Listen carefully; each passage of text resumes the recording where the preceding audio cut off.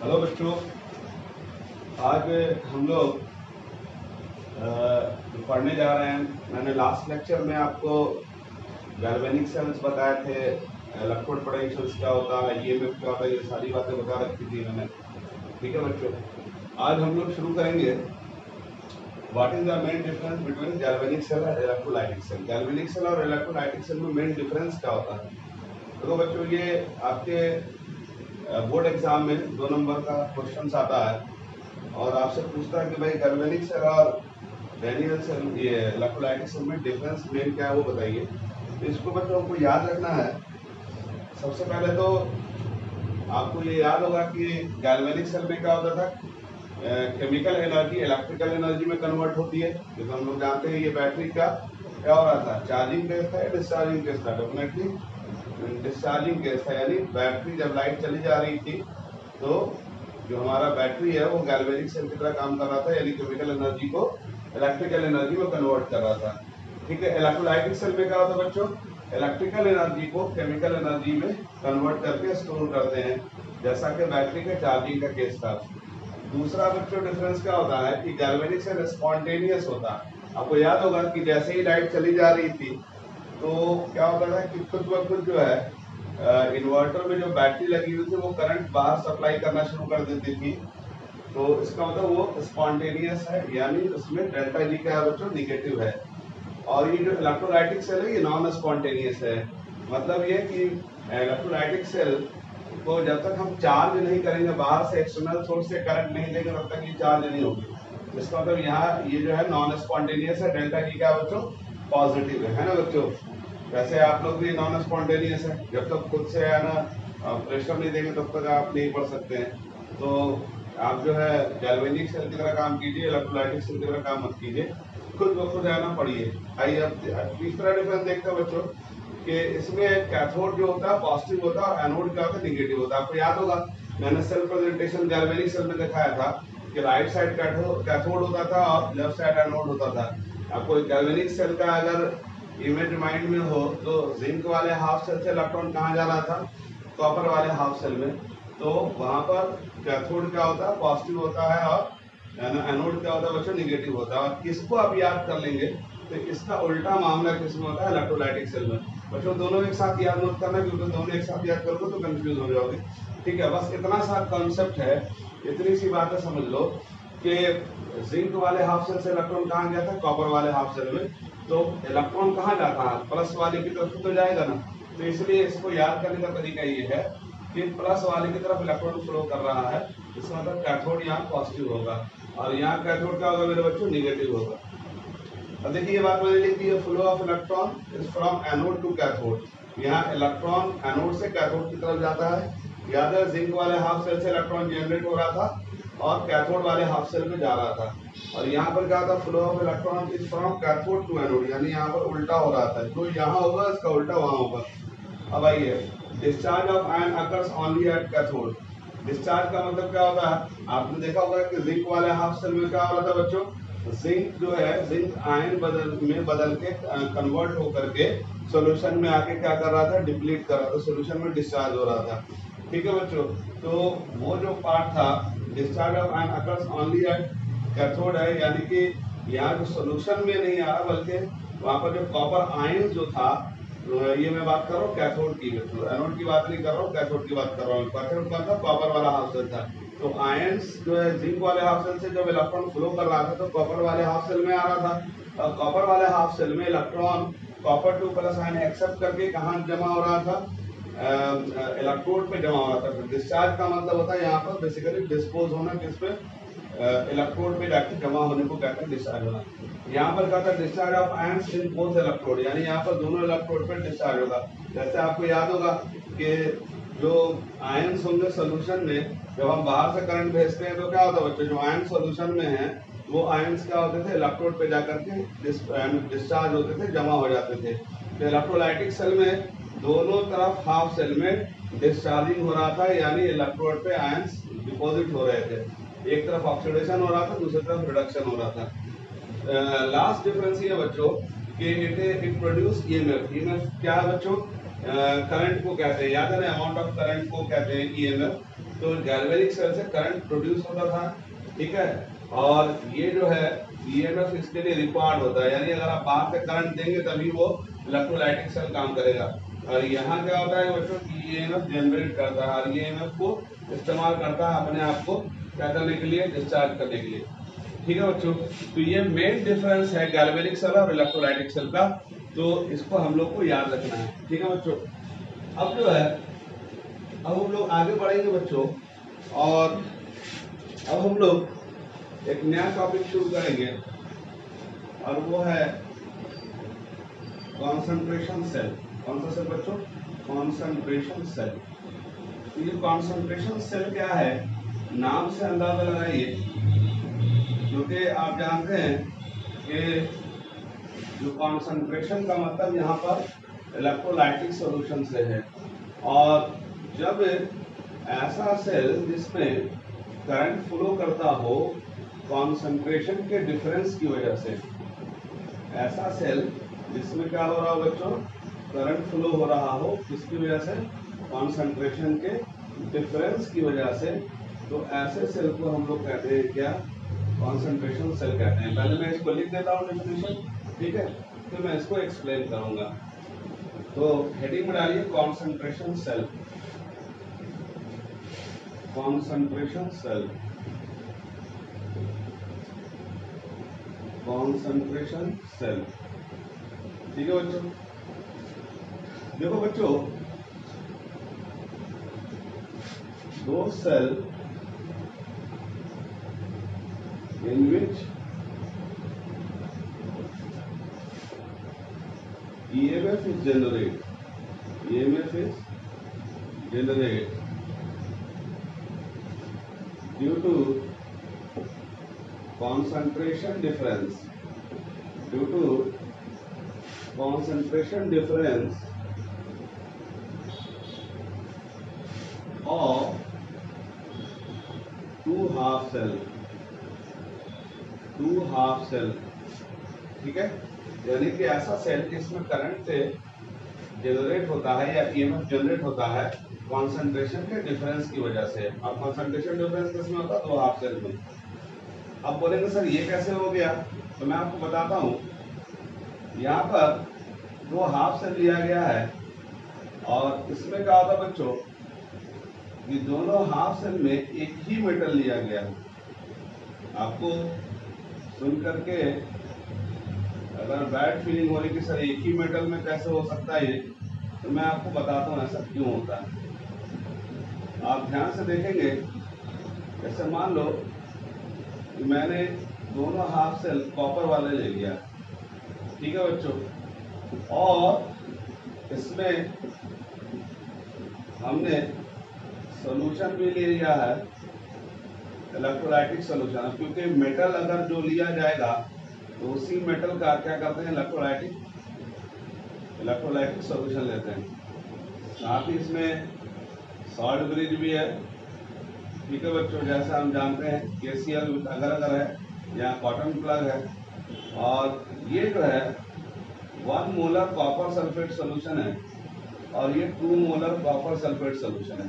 अब आपको डिफरेंस समझ में आ रहा होगा कि दोनों में मेटल कॉमन है बच्चों, लेकिन फर्क इस बात का है कि दोनों हाफ सेल के अंदर कॉन्सेंट्रेशन का डिफरेंस है। एक 1 मोलर कॉपर सल्फेट सोल्यूशन है और एक क्या बच्चों, 2 मोलर कॉपर सल्फेट सोल्यूशन है। और दोनों को हमने क्या किया, एक्सटर्नल सर्किट से जोड़ दिया है और इसमें जो है वोल्ट मीटर लगा दिया हुआ है, इसमें सॉल्ट ब्रिज लगा दिया है। जो सिचुएशन वहाँ वही सिचुएशन यहाँ भी है। तो होता क्या है कि दोनों हाफ सेल को जब हम जोड़ते हैं और दोनों सेम ही मेटल का हाफ सेल है, तो क्या देखते हैं कि जब दोनों हाफ सेल को जोड़ेंगे, लेकिन फर्क इस बात का है कि दोनों में जो सोल्यूशन लिया गया है सेम ही लिया गया है, सिर्फ फर्क है कॉन्सेंट्रेशन का डिफरेंस है। यानी ये 1 मोलर कॉपर सल्फेट सोल्यूशन है, ये 2 मोलर कॉपर सल्फेट सोल्यूशन है। तो आप क्या देखते हैं कि ईएमएफ हमें ये बता रहा है कि इसमें करंट फ्लो हो रहा है, या अगर आप आमीटर भी लगा देंगे तो दिखाएगा कि करंट फ्लो हो रहा है। अब यहाँ पर आपके मन में एक सवाल आएगा कि सर करंट कैसे फ्लो हो रहा है, यहाँ तो एक ही मेटल है, सॉल्यूशन भी एक ही है, सिर्फ फर्क इसी बात का तो है कि दोनों में कॉन्सेंट्रेशन का डिफरेंस है। तो पता ये चल रहा है, अगर ध्यान से देखोगे तो पता ये चल रहा है कि दोनों हाफ सेल में अलग अलग कॉन्सेंट्रेशन होने से करंट फ्लो हो रहा है। अब कॉन्सेंट्रेशन का डिफरेंस की वजह से करंट फ्लो हो रहा, इसलिए हम इसको कहते हैं कॉन्सेंट्रेशन सेल। इसलिए मैंने पहले डेफिनेशन लिख दिया, दो cell in which EMF is generate और current is generate due to क्या है, concentration difference of two half cell. अब एक बात तो बच्चों समझ में आ रही होगी कि दोनों हाफ सेल में मेटल सेम है और दोनों में सॉल्यूशन भी सेम है, इलेक्ट्रोलाइट भी दोनों में सेम है, तो फिर यहाँ पर करंट कैसे जनरेट हो गया। तो इससे एक बात पता चलती है कि इसका मतलब ये हुआ कि दोनों हाफ सेल में इलेक्ट्रोड पोटेंशियल का रिडक्शन पोटेंशियल का डिफरेंस हो रहा होगा, क्योंकि ईएमएफ का मतलब क्या था, याद है ना, ईएमएफ जो होता था ई कैथोड माइनस ई एनोड होता था, यानी कि कैथोड का रिडक्शन पोटेंशियल माइनस एनोड का रिडक्शन पोटेंशियल का जो डिफरेंस होता था वो ईएमएफ होता था। तो इससे पता ही चल रहा है कि दोनों हाफ सेल में रिडक्शन पोटेंशियल का डिफरेंस हो रहा होगा, तभी करंट फ्लो हो रहा होगा। इसका मतलब करंट फ्लो होने की वजह सिंपल सी है कि दोनों हाफ सेल का रिडक्शन पोटेंशियल डिफरेंट है। अब आप बोलेंगे सर दोनों हाफ सेल का रिडक्शन पोटेंशियल डिफरेंट कैसे हो गया, तो मैं आपको बताता हूं कि ये बात आपको तब समझ में आएगी जब आप पढ़ेंगे कि रिडक्शन पोटेंशियल को या इलेक्ट्रोड पोटेंशियल को कौन कौन से फैक्टर गवर्न करते हैं। ठीक है, तो उसमें एक फैक्टर होता है कॉन्सेंट्रेशन। ठीक है, इसको भी हम डिस्कस करेंगे डिटेल में। फिलहाल आप ये समझ लीजिए कि ऐसा सेल जिसमें करंट फ्लो होता है कॉन्सेंट्रेशन के डिफरेंस की वजह से, तो वैसे सेल को हम लोग कहते हैं क्या, कॉन्सेंट्रेशन सेल कहते हैं। ठीक, अब आप बोलेंगे कि सर ये बताइए कि इसमें कॉन्सेंट्रेशन का डिफरेंस तो है, तो इसका मतलब कॉन्सेंट्रेशन पे reduction potential electrode potential depend कर रहा होगा, ये ना मतलब हुआ। और जब इलेक्ट्रोड पोटेंशियल कॉन्सेंट्रेशन पे डिपेंड कर रहा होगा तो इसका मतलब ये हुआ कि अलग अलग कॉन्सेंट्रेशन में क्या होगा, इलेक्ट्रोड पोटेंशियल का वैल्यू यानी रिडक्शन पोटेंशियल का वैल्यू अलग अलग होगा। ठीक है बच्चों, तो अब हम लोग यही देखने जा रहे हैं कि है ना कि आखिर कॉन्सेंट्रेशन पे इलेक्ट्रोड पोटेंशियल कैसे डिपेंड करता है, इसको हम लोग डिस्कस करेंगे। बात समझ में आ रही है। मैंने क्या कहा कि दोनों हाफ सेल में कॉन्सेंट्रेशन का डिफरेंस है, मेटल सेम है, इलेक्ट्रोलाइट सेम है, लेकिन कॉन्सेंट्रेशन का डिफरेंस है तो भी करंट फ्लो हो रहा है। तो इसका मतलब ये हुआ कि दोनों हाफ सेल में रिडक्शन पोटेंशियल का डिफरेंस आ रहा होगा, जिससे एक बात पता ये चल गई बच्चों कि जो रिडक्शन पोटेंशियल होता है यानी इलेक्ट्रोड पोटेंशियल जो होता है वो कॉन्सेंट्रेशन डिपेंडेंट होता है, यानी पर्टिकुलर कॉन्सेंट्रेशन पे इलेक्ट्रोड पोटेंशियल पर्टिकुलर होता है। और अगर कॉन्सेंट्रेशन चेंज कर दिया मेरे बच्चों तो इलेक्ट्रोड पोटेंशियल का वैल्यू अलग अलग हो जाएगा, और इलेक्ट्रोड पोटेंशियल का वैल्यू अलग अलग हो गया तो इसका मतलब डिफरेंस आ जाएगा, डिफरेंस आ जाएगा तो ईएमएफ जनरेट हो जाएगा। ठीक, अब एक सवाल और पूछ सकते हैं सर कि सर ये कैसे पता चलेगा इलेक्ट्रॉन यहाँ से निकलेगा वहां जाएगा या यहाँ से निकलेगा या वहां जाएगा, ये भी तो सवाल है उनमें। तो मैंने अभी जानबूझ के नहीं लिखा हुआ क्योंकि मैं चाहता हूं कि आप खुद से एनालाइज करो। ठीक है, अभी आपको थोड़ी देर में पता चल जाएगा कि कहां से इलेक्ट्रॉन फ्लो करता है। ठीक है बच्चों, तो अब हम लोग हेडिंग में डालेंगे फैक्टर गवर्निंग इलेक्ट्रोड पोटेंशियल। आपको याद होगा मैंने आपसे कहा था कि जब भी मैं इलेक्ट्रोड पोटेंशियल की बात करता हूं तो हकीकत में किसकी बात करता हूं बच्चों, रिडक्शन पोटेंशियल की। आपको मैंने बताया था कि कन्वेंशन ये है कि हमेशा रिडक्शन पोटेंशियल के टर्म में बात करो, तो इसलिए हम लोग जब भी इलेक्ट्रोड पोटेंशियल हम बोलेंगे बच्चों तो आपको समझना है क्या, I am talking about the reduction potential. Electrode potential इसका कॉमन नाम है। तो अब हम लोग हेडिंग में डालेंगे factor governing electrode potential.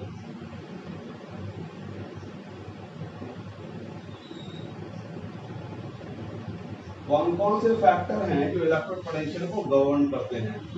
Number 1 में नेचर ऑफ मेटल, या हम ज्यादा बेहतर लिखें तो नेचर ऑफ एलिमेंट लिखेंगे क्योंकि मेटल तो जरूरी नहीं है, नॉन मेटल भी हो सकता है। दूसरा जो सबसे इंपॉर्टेंट है जिसका हम स्टार लगा दे रहे हैं और वो है कॉन्सेंट्रेशन ऑफ इलेक्ट्रोलाइटिक सॉल्यूशन, और तीसरा जो है बच्चों टेम्परेचर है। ठीक है बच्चों, ये तीन फैक्टर हैं जो इलेक्ट्रोड पोटेंशियल को गवर्न करते हैं। ठीक है बच्चों, समझ में आ रहा है? पहला क्या है, नेचर ऑफ एलिमेंट, दूसरा कॉन्सेंट्रेशन ऑफ इलेक्ट्रोलाइटिक सॉल्यूशन, और तीसरा क्या है बच्चों, टेम्परेचर। तो अब हम लोग आइए वन बाय वन करके डिस्कस करेंगे। नेचर ऑफ एलिमेंट्स देखेंगे। आपको याद होगा एलिमेंट जो है दो तरह का होता है, एक तो मेटल होता है, एक नॉन मेटल होता है। और आप जानते हैं कि मेटल में भी जो ज्यादा इलेक्ट्रोपॉजिटिव होता है, कम इलेक्ट्रोपॉजिटिव मेटल होता है। उसी तरह नॉन मेटल में भी कम इलेक्ट्रोनेगेटिव एलिमेंट होता है, ज्यादा इलेक्ट्रोनेगेटिव एलिमेंट होता है। तो इसका मतलब यह हुआ कि जो मोस्ट इलेक्ट्रोपॉजिटिव मेटल होगा तो उसका जो है इलेक्ट्रोड पोटेंशियल यानी रिडक्शन पोटेंशियल क्या होगा, सोचो। जिस मेटल का इलेक्ट्रोपॉजिटिविटी ज्यादा होगी यानी ज्यादा इलेक्ट्रोपॉजिटिव होगा यानी आसानी से इलेक्ट्रॉन छोड़ता है, इसका मतलब उसका रिडक्शन पोटेंशियल क्या होगा बच्चों, ज्यादा नेगेटिव होगा।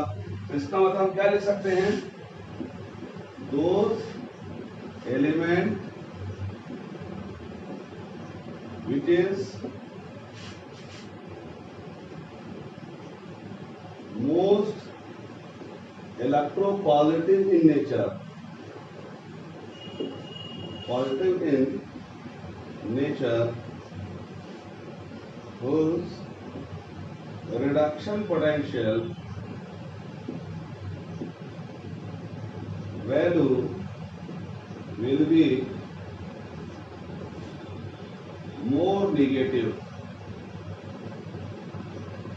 यानी कि जो एलिमेंट जिसका इलेक्ट्रोपॉजिटिविटी ज्यादा, मैंने एलिमेंट लिखा है, एलिमेंट का मतलब यहाँ इलेक्ट्रोपॉजिटिव होने का मतलब एलिमेंट से बना दिया, यहाँ पर मेटल होगा basically.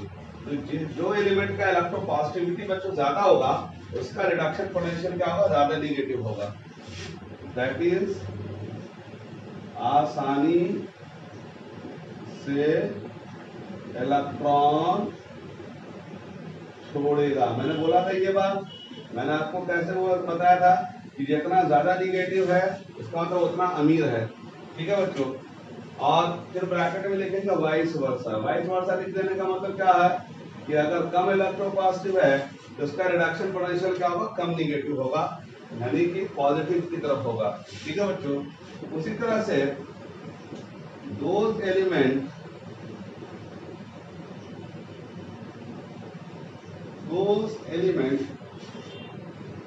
which is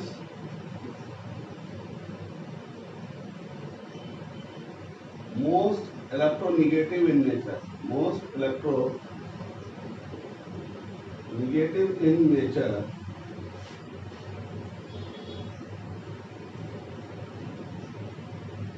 whose reduction potential will be, whose reduction potential value will be more positive, that is आसानी से इलेक्ट्रॉन लेगा। ठीक है, इसका तो ज्यादा इलेक्ट्रोनेगेटिव एलिमेंट होगा बच्चों तो उसका रिडक्शन पोटेंशियल क्या होगा, कम निगेटिव होगा। यानी कि कम निगेटिव होने का मतलब क्या होगा, पॉजिटिव होगा, यानी मोर पॉजिटिव की तरफ होगा। तो इसका मतलब यह हुआ कि नेचर ऑफ एलिमेंट पर डिपेंड करता है रिडक्शन पोटेंशियल का वैल्यू क्या होगा, यानी इलेक्ट्रोड पोटेंशियल का वैल्यू क्या होगा। अगर ज्यादा इलेक्ट्रोपॉजिटिव एलिमेंट है तो उसका रिडक्शन पोटेंशियल बच्चों ज्यादा निगेटिव होगा। जितना कम इलेक्ट्रोपॉजिटिव होता चला जाएगा उसका निगेटिव वैल्यू उतना क्या हो जाएगा बच्चों, कम होता चला जाएगा। ठीक है, और यही बात आप नॉन मेटल के लिए सोचेंगे तो उसमें क्या होगा कि रिडक्शन पोटेंशियल वैल्यू क्या होगा, पॉजिटिव की तरफ भागेगा, यानी जो ज्यादा इलेक्ट्रोनेगेटिव एलिमेंट होगा। जैसे एग्जांपल के तौर पे फ्लोरीन है, फ्लोरीन ज्यादा इलेक्ट्रोनेगेटिव एलिमेंट है तो उसका रिडक्शन पोटेंशियल वैल्यू क्या होगा बच्चों, कम निगेटिव होगा, यानी ज्यादा पॉजिटिव होगा, यानी उसके अंदर इलेक्ट्रॉन लेने की कैपेसिटी ज्यादा होगी। क्योंकि याद होगा मैंने कहा था जितना ज्यादा निगेटिव होता है उतना छोड़ना आसान होता, जितना कम निगेटिव होगा यानी जितना ज्यादा पॉजिटिव की तरफ भागेगा तो उसके लिए इलेक्ट्रॉन लेना क्या होता है, उतना आसान होता है। तो आपको याद होगा मैंने आपको पूरे पीरियोडिक टेबल में दो एलिमेंट का रेफरेंस दिया था, तो मैंने कहा था कि लिथियम का रिडक्शन पोटेंशियल सबसे ज्यादा निगेटिव होता है और फ्लोरीन का क्या होता है बच्चों, सबसे ज्यादा पॉजिटिव होता है। तो पहली बात समझ में आ गई नेचर ऑफ एलिमेंट पे कि जो एलिमेंट ज्यादा इलेक्ट्रोनिगेटिव होगा मेरे बच्चों उसका रिडक्शन पोटेंशियल कम निगेटिव होगा या फिर ज्यादा पॉजिटिव होगा।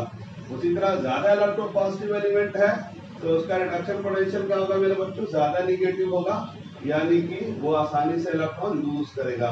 इसका मतलब रिडक्शन पोटेंशियल का जो इलेक्ट्रॉन पोटेंशियल का जो वैल्यू हुआ वो नेचर ऑफ एलिमेंट पे डिपेंड कर गया। पहली बात तो समझ में आ गई होगी, इसमें ऐसी कोई खास बात भी नहीं है जो आपको समझ में नहीं आई होगी। अगर आपने शुरुआत से लेक्चर को देखा होगा, जब मैंने इलेक्ट्रॉन पोटेंशियल डिस्कस किया था तो मैंने वहां पे याद कराने की कोशिश करी थी। याद कर लो, जितना ज्यादा निगेटिव होगा मतलब जितना ज्यादा निगेटिव होगा यानी कि वो उतना आसानी से इलेक्ट्रॉन लूज करेगा यानी उतना अमीर है, और जितना कम निगेटिव होगा ज्यादा पॉजिटिव होगा यानी कि तो वो इलेक्ट्रॉन लेने की उसमें कैपेसिटी ज्यादा होगी, यानी इलेक्ट्रॉन पोटेंशियल का वैल्यू नेचर ऑफ एलिमेंट पर डिपेंड करता है। अब आइए दूसरा जो सबसे इंपॉर्टेंट है वो है जिसको हम लोग को खास ध्यान देना है बच्चों, concentration of electrolytic solution. Electrolytic solution, ठीक है बच्चों, ये बहुत इंपॉर्टेंट है, इसको ध्यान देंगे हम लोग। आपको अभी मैंने कॉन्सेंट्रेशन सेल दिखाया था, याद है ना? वहां कॉन्सेंट्रेशन सेल में क्या हुआ था कि दोनों हाफ सेल में मेटल सेम था और इलेक्ट्रोलाइट भी सेम था, लेकिन दोनों का कॉन्सेंट्रेशन अलग अलग है। एक में 1 मोलर कॉन्सेंट्रेशन लिया गया था सॉल्यूशन का और एक में 2 मोलर लिया गया था। और इसमें जब हमने मीटर लगाया या वोल्ट मीटर लगाया था तो उसमें क्या देख रहे थे, करंट फ्लो हो रहा। और करंट तो मेरे बच्चों एक ही वजह से फ्लो हो सकता है, जब तक कि दोनों हाफ सेल के बीच रिडक्शन पोटेंशियल यानी इलेक्ट्रॉन पोटेंशियल का डिफरेंस नहीं होगा तो करंट फ्लो नहीं हो सकता। तो इससे पता ये चला कि दोनों हाफ सेल में इलेक्ट्रॉन पोटेंशियल यानी रिडक्शन पोटेंशियल का वैल्यू अलग अलग है, इसी वजह से करंट फ्लो हुआ। तो इससे एक बात क्लियरली में दिमाग में समझ में आई कि इलेक्ट्रॉन पोटेंशियल कॉन्सेंट्रेशन पे डिपेंड करता है, यानी कि कॉन्सेंट्रेशन डिपेंडेंसी होती है किसकी, इलेक्ट्रॉन पोटेंशियल की। तो यही बात हम देखने जा रहे हैं कि कॉन्सेंट्रेशन ऑफ इलेक्ट्रोलाइटिक सॉल्यूशन कैसे गवर्न करता है, इस बात को समझने जा रहे हैं। तो बच्चों एक साइंटिस्ट था जिसका नाम था नर्स्ट। क्या था बच्चों? नर्स्ट, ठीक है जी, अजीब गरीब सा नाम है, नर्स्ट इक्वेशन। बेसिकली एक साइंटिस्ट था जो कि उसने ये बात ऑब्जर्व करी कि इलेक्ट्रॉन पोटेंशियल कॉन्सेंट्रेशन से फिर डिपेंड करता है। उसने ये बात ऑब्जर्व करी थी, उसने एक्सपेरिमेंट किया होगा, ठीक है बच्चों। तो उसने इस बात को ऑब्जर्व किया, जैसे आपको याद होगा मैंने सॉल्यूशन चैप्टर में बताया था कि रॉड्स ने कॉन्सेंट्रेशन को वेपर प्रेशर ऑफ सॉल्यूशन से रिलेट किया था, याद है ना? रॉड्स ने कॉन्सेंट्रेशन ऑफ सॉल्यूशन को वेपर प्रेशर से रिलेट किया था। याद करो, जिस सॉल्यूशन का कॉन्सेंट्रेशन जितना ज्यादा होता था उसका सरफेस एरिया उतना कम होता था, उसका रेट ऑफ वेपराइजेशन उतना कम होता था, उसका वेपर प्रेशर उतना कम होता था, उसका बॉइलिंग टेम्परेचर उतना ज्यादा होता था। पुरानी बात याद दिला दी बचपन में, सॉल्यूशन चैप्टर में पढ़ाया था मैंने। उसी तरह से नर्स्ट ने भी एक है ना इस बात को ऑब्जर्व किया कि इलेक्ट्रॉन पोटेंशियल कॉन्सेंट्रेशन पर डिपेंड करता है। तो उसने क्या किया, इस बात को है ना जब एक्सपेरिमेंटली ऑब्जर्व किया तो उसने इस बात को मैथमेटिकली रिलेट कर दिया कि कॉन्सेंट्रेशन पे इलेक्ट्रॉन पोटेंशियल का क्या रिलेशन होता है। जैसे रॉल्स ने कॉन्सेंट्रेशन को किससे रिलेट किया था, वेपर प्रेशर को। ये बात हमेशा याद रखो बच्चों, क्योंकि एग्जाम में कंफ्यूजन होता है। तो एक टेक्निक बता देता हूँ कि रॉल्स लॉ याद कर लोगे, जैसे रॉल्स में आपने पढ़ा होगा, फिर वही बात वही उसी तरह सारी वहां पर कॉन्सेंट्रेशन का किससे, वेपर प्रेशर से रिलेशन था। नर्स्ट ने क्या दिया, कॉन्सेंट्रेशन को इलेक्ट्रोड पोटेंशियल से रिलेट किया। उसी तरह हम आगे जो तीसरा चैप्टर पढ़ेंगे ना केमिकल काइनेटिक्स, तो उसमें हम लोग है ना पढ़ेंगे आर्हेनियस इक्वेशन। तो उसमें भी है ना एक रिलेशन है, sorry law of mass action, Arrhenius नहीं बच्चों, लॉ ऑफ मास एक्शन। तो उसमें concentration of reaction, concentration of solution को रेट ऑफ रिएक्शन से रिलेट करते हैं, ठीक है बच्चों। तो ये कॉन्सेंट्रेशन 3 जगह आएगा, एक तो रॉड्स में आया है सॉल्यूशन चैप्टर में, फिर नर्स्ट में इलेक्ट्रोकेमिस्ट्री में आ गया, और फिर जो है आगे आएगा किसमें बच्चों, वो आएगा केमिकल काइनेटिक्स में, वहां भी कॉन्सेंट्रेशन टर्म आएगा। वो लॉ ऑफ मास एक्शन जब पढ़ेंगे तो समझ में आ जाएगी बात। तो नर्स्ट ने क्या किया, he gave a mathematical relation, he gave a mathematical relation between concentration and electrode potential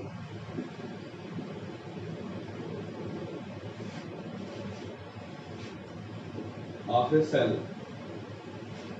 of a cell का मतलब यहाँ बेसिकली हाफ सेल की बात कर रहा हूँ। उसने एक मैथमेटिकल रिलेशन दिया था किसके किसके बीच, कॉन्सेंट्रेशन और इलेक्ट्रोड पोटेंशियल के बीच। ठीक है बच्चों, अब वो रिलेशन क्या दिया था इसको हम लिखते हैं EMN प्लस ऑब्लिक M। आपको याद है ये क्या है, E क्या है, इलेक्ट्रोड पोटेंशियल, और यहाँ Mn प्लस ऑब्लिक M क्यों लिख रहे हैं मालूम है ना, क्योंकि हमने वादा क्या किया है, हमने ये कन्वेंशन बनाया हुआ कि हमेशा रिडक्शन पोटेंशियल के टर्म में बात करो। तो EMN प्लस ऑब्लिक M मैं इसको बारी बारी से डिस्कस करूंगा।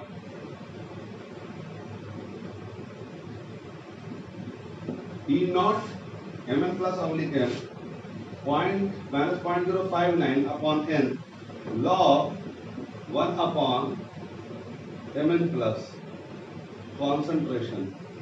ये स्क्वायर ब्रैकेट में लिखने का मतलब क्या होता है, कॉन्सेंट्रेशन होता है। ठीक है बच्चों, अब ये क्या है, तो देखो पहले ये Mn प्लस 1 अपॉन में दिया है, तो Mn प्लस का मतलब ये हमने दिया है, बेसिकली स्क्वायर ब्रैकेट में लिखने का मतलब होता है कॉन्सेंट्रेशन ऑफ इलेक्ट्रोलाइटिक सॉल्यूशन है, इलेक्ट्रोलाइटिक सॉल्यूशन है। जैसे इलेक्ट्रोलाइटिक सेल लेते हैं ना, तो उसमें इलेक्ट्रोलाइटिक सॉल्यूशन लेंगे तो उसका ये कॉन्सेंट्रेशन है। ठीक है बच्चों, Mn प्लस ऑब्लिक M क्या बच्चों, इलेक्ट्रोड पोटेंशियल है। यहाँ पर इलेक्ट्रोड पोटेंशियल का मतलब क्या होगा बच्चों, रिडक्शन पोटेंशियल, क्योंकि Mn प्लस ऑब्लिक M लिख रहा हूं मैं, तो electrode potential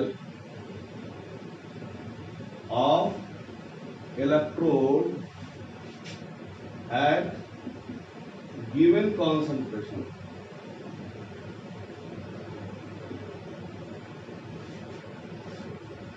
which have to calculate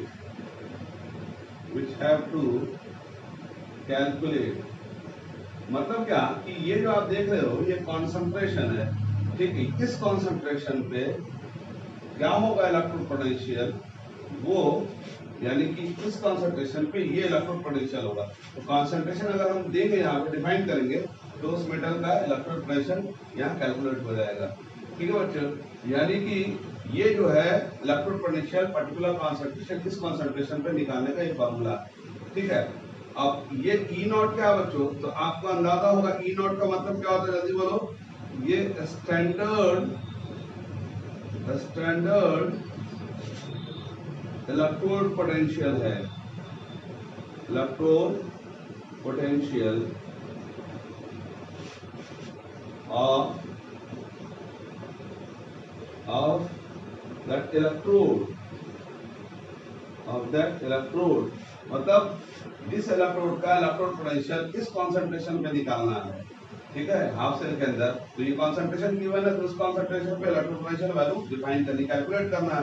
तो उसी इलेक्ट्रोड का वो क्या है, E not standard electrode potential है, जो कि आपको सवाल में दिया रहता है।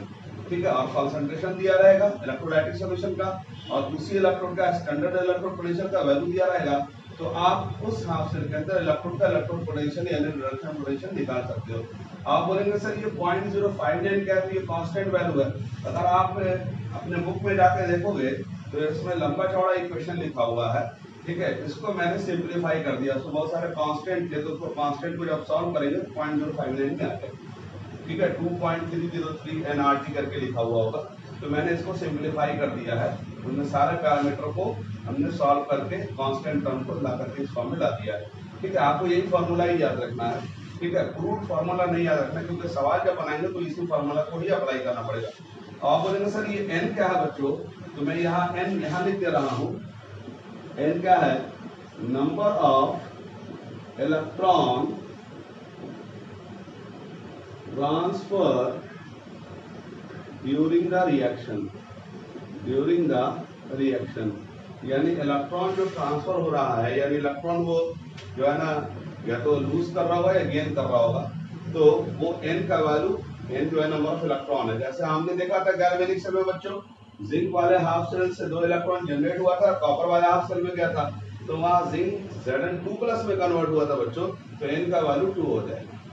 ठीक है बच्चों, तो ये जो है आपको बात समझ में आ गई होगी कि ये जो कॉन्सेंट्रेशन ऑफ इलेक्ट्रोलाइटिक सॉल्यूशन को, यानी कि हमें पता ही चला कॉन्सेंट्रेशन सेल को देख करके कि कॉन्सेंट्रेशन के डिफरेंस की वजह से करंट फ्लो कर रहा है। तो कॉन्सेंट्रेशन के डिफरेंस की वजह से तो करंट फ्लो तभी कर सकता है जब दोनों हाफ सेल के बीच रिडक्शन पोटेंशियल यानी इलेक्ट्रोड पोटेंशियल का डिफरेंस हो। तो इससे एक बात समझ में आई कि इलेक्ट्रोड पोटेंशियल का वैल्यू कॉन्सेंट्रेशन पे डिपेंडेंट होता है। तो ये नर्स ने क्या किया, इसी बात को ऑब्जर्व करने के बाद उसने एक मैथमेटिकल रिलेशन दिया कि भाई कॉन्सेंट्रेशन पे इलेक्ट्रोड पोटेंशियल का क्या रिलेशन होता है, यानी किस कॉन्सेंट्रेशन पे इलेक्ट्रोड पोटेंशियल का वैल्यू क्या होता है, वो उसने एक्सप्रेशन के फॉर्म में दे दिया। और ये जो वैल्यू था ये इस कॉन्सेंट्रेशन पे जो सवाल में दिया रहेगा, इस कॉन्सेंट्रेशन पे इसका इलेक्ट्रोड पोटेंशियल यहाँ कैलकुलेट होगा, और जिसका इलेक्ट्रोड पोटेंशियल आपको कैलकुलेट करना है तो उसी इलेक्ट्रोड का स्टैंडर्ड रिडक्शन पोटेंशियल का वैल्यू दे दिया जाएगा, और n आपको रिएक्शन के अंदर देख करके है ना n का वैल्यू रखना पड़ेगा। n का वैल्यू 2 भी हो सकता है, 1 भी हो सकता है, 3 भी हो सकता है, वो अकॉर्डिंग टू सवाल होगा। ठीक है बच्चों, अब हम लोग क्या करते हैं बच्चों कि कॉन्सेंट्रेशन पे नस्ट इक्वेशन का रिलेशन तो हम लोग देख लिया, अब हम उसमें एक आध सवाल बना के देखेंगे तो हम लोग को बात और अच्छी तरह से समझ में आ जाएगी। तो ये बात आपको ध्यान रखनी है। अब इसमें मैं एक चीज और बता दूं कि आपके एग्जाम में आमतौर पे नस्ट इक्वेशन से सबसे ज्यादा सवाल आता है। न्यूमेरिकल मेरे बच्चों सबसे ज्यादा सवाल जो है न्यूमेरिकल में इलेक्ट्रोकेमिस्ट्री में नस्ट इक्वेशन से आता है। मतलब ये खानदानी एरिया है, यहाँ से क्वेश्चन आना ही आना है, 2 नंबर का भी आ सकता है, 3 नंबर का भी आ सकता है। ठीक है बच्चों, साथ ही साथ कंपटीशन में जब सवाल आता है तो नस्ट इक्वेशन से अच्छा खासा सवाल आता है, इसको ध्यान रखना। दूसरी बात ये बच्चों की आपसे बोर्ड एग्जाम में थ्योरेटिकल सवाल आ सकता है कि व्हाट इज नस्ट इक्वेशन, ठीक है, उसको एक्सप्लेन कीजिए। तो नस्ट ने क्या दिया बच्चों, मैथमेटिकल रिलेशन दिया जो कॉन्सेंट्रेशन को इलेक्ट्रोड पोटेंशियल से रिलेट करता था।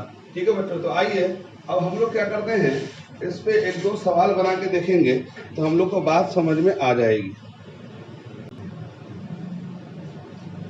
अब देखो बच्चों, ये जो प्रॉब्लम है अभी मैंने बोर्ड पे लिख दिया है, और ये नस्ट इक्वेशन पे प्रॉब्लम है। ठीक है, इसमें दिया हुआ कि जिंक रॉड जो है डिप कर दिया है 0.1 मोलर सॉल्यूशन ऑफ ZnSO4 में, ठीक है जी, और जिसमें सॉल्ट जो है 95% डिसोसिएट कर रहा है, और टेम्परेचर दिया हुआ है 298 केल्विन, और बोलता है इलेक्ट्रोड पोटेंशियल निकालो। ठीक है, अगर E0 Zn2+ Zn दिया हुआ है, यानी standard reduction potential of zinc दिया हुआ है। तो बच्चों हम जानते हैं कि फॉर्मूला अभी हमने नस्ट इक्वेशन का बताया था, वो क्या था, EMn+m था। तो यानी कि हम मेटल की जगह क्या ले लेंगे, जिंक ले लेंगे, इक्वल टू क्या हो जाएगा, equal to E0 Zn2+Zn minus 0.059 upon n की जगह 2 ले लेंगे, क्योंकि आप देख रहे हैं यहाँ पर Zn2+ के फॉर्म में दे रहा, इसका मतलब 2 इलेक्ट्रॉन एक्सचेंज हो रहा है यहाँ पे, यानी 2 इलेक्ट्रॉन ये गेन कर रहा, और लॉग 1 क्या दे देंगे, Zn2+ का कॉन्सेंट्रेशन। ठीक है बच्चों, अब इस सवाल में एक चीज आपको समझ में नहीं आ रहा होगा, 95% डिसोसिएटेड का क्या मतलब होता है। तो बेसिकली बस देखो बच्चों, 0.1 मोलर सोल्यूशन है, इसका मतलब 0.1 मोल ZnSO4 लिया हुआ है 1 लीटर ऑफ सॉल्वेंट में। तो 95% डिसोसिएट का मतलब क्या होता है कि जो 0.1 मोल लिया हुआ है हमने, तो वो 100% नहीं टूटा, 95% टूटा है। और ये याद रखो कि जो आयंस जो होते हैं सॉल्यूशन के अंदर वही इलेक्ट्रोड पोटेंशियल को जनरेट करते हैं। तो हमको क्या करना है कि 0.1 का 95% लेना है, उसको कहते हैं एक्टिव मास या एक्टिविटी कहते हैं। तो आपको यहाँ जो कॉन्सेंट्रेशन रखना 0.1 नहीं रखना है, बल्कि 0.1 का 95% निकाल के यहाँ वैल्यू रखना होगा। ठीक है बच्चों, n का वैल्यू तो हमने मालूम है 2 हो गया, और E0 का वैल्यू दिया हुआ है, देखो 0.76 वोल्ट है। अब यहाँ पुट करेंगे तो E Zn2+ Zn निकल जाएगा, यानी पर्टिकुलर कॉन्सेंट्रेशन पे, यानी इस कॉन्सेंट्रेशन पे रिडक्शन पोटेंशियल का वैल्यू क्या होगा वो हम इस फॉर्मूला से निकाल सकते हैं। ये किसी भी हाफ शेल के अंदर इलेक्ट्रोड पोटेंशियल निकालने का ये है ना तरीका होता है, जो आप लोग को मैंने बता दिया। ठीक है बच्चों, अब यहाँ पर एक प्रॉब्लम है खास करके बाहर वाले बच्चों के लिए, सर यहाँ तो लॉग वॉग टेबल की जरूरत पड़ेगी सर, इसका क्या करेंगे? तो देखो बच्चों, कुछ चीज़ें ऐसी होती हैं जो आपको याद रखेंगे तो आपको डायरेक्ट अप्लाई हो जाएगा। जैसे मैं कुछ लॉग का वैल्यू लिख दे रहा हूँ, इसको याद रखेंगे। लॉग 2 का वैल्यू 0.3010 होता है, ठीक है, और लॉग 4 का वैल्यू जो होगा 0.30 की जगह 0.60 हो जाएगा। तो ये कैसे होगा? देखो ये log 4 है ना, तो 2 to the power 2 भी लिख सकते हैं इसको, तो 2 log 10 होता है, 2 log 2 हो जाएगा। क्योंकि जब इसको हम 2 to the power 2 लिखेंगे तो ये क्या होगा, 2 log 2 हो जाएगा। तो इसका मतलब log 2 का जो वैल्यू होगा आप इसको याद कर लो, तो log 4 का वैल्यू इसका 10 डबल होगा। और log 8 का जो वैल्यू होगा, ठीक है, ये डेफिनेटली क्या होगा, इसका हम लिख सकते हैं ना 2 to the power 3 लिख सकते हैं। ठीक है बच्चों, तो इसका मतलब ये कितना हो जाएगा, जो 0.3010 है उसको 3 से मल्टीप्लाई कर देंगे, ठीक है, तो वो log 8 का वैल्यू हो जाएगा। तो log 2, log 4 और log 8 का वैल्यू तो हमें पता चल गया।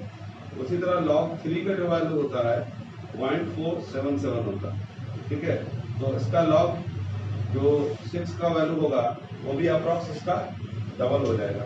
ठीक है बच्चों, उसी तरह से log 1 का वैल्यू 0 होता है, log 10 का वैल्यू 1 होता है, ठीक है, और log 100 का वैल्यू 2 होता है। ठीक है बच्चों, तो ये बेसिक log का वैल्यू है, इसको आप याद रखेंगे, खास करके बायो वाले बच्चे, तो इससे आपको सवाल करने में आसानी होगी। 2-4 सवाल बना के देखेंगे तो आपको बात और समझ में आ जाएगी। ठीक है बच्चों, तो ये log का बेसिक log का वैल्यू आप याद रखना, ठीक है, तो आपको ये सवाल आपसे बनना शुरू हो जाएगा। तो log 1 का वैल्यू 0, log 10 का वैल्यू 1 और log 100 का वैल्यू 2 होता है। ठीक है बच्चों, तो आप लोग क्या करेंगे, नेक्स्ट इक्वेशन पढ़िए, उस पर सवाल बनाने की कोशिश कीजिएगा। फिर नेक्स्ट लेक्चर में बच्चों मैं इस पर 2-4 सवाल और बनाऊंगा, और फिर मैं इसका एप्लीकेशन पढ़ाऊंगा, नेक्स्ट इक्वेशन कहाँ कहाँ अप्लाई होता है। ठीक है बच्चों।